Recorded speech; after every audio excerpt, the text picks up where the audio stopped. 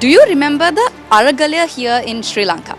So a very similar situation was reported in Bangladesh today, and there were a lot of developments from this story that we've been following throughout the day.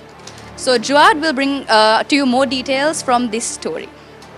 Yes, Ritmini, now news that has been gaining attention around the world and in Sri Lanka is the resignation of the long-serving Prime Minister of Bangladesh, Sheikh Hasina. Now, early on in the day, we saw protests escalate as crowds ignored a national strike in Bangladesh, which was followed by the Prime Minister of Bangladesh, Sheikh Hasina, fleeing the country to India along with her sister at around 2:30 p.m. today. Now, this was also followed by an address to the nation by the Chief of Army Staff, Waqar Uzzaman, confirming the resignation of the Prime Minister. And he also informed that the interim government has been appointed to run the country. For a comprehensive report on this, tune into Primetime News at 9 on TV1.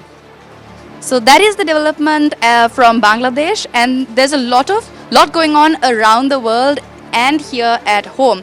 There are protests also in the UK, riots happening, and we also have a situation in Venezuela, and we'll bring you most developments on these stories on our prime time news bulletin at 9.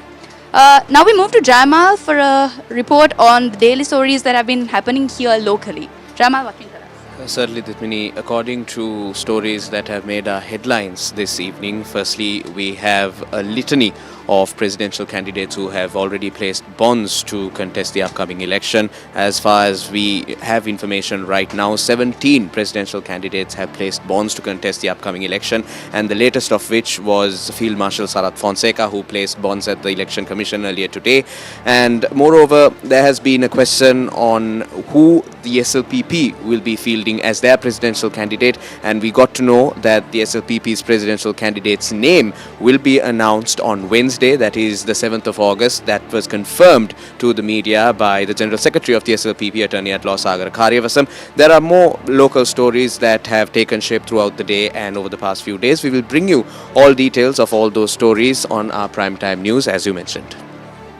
So for a comprehensive report on the stories here at home and from around the world, watch our prime time news on TV1 at 9 p.m.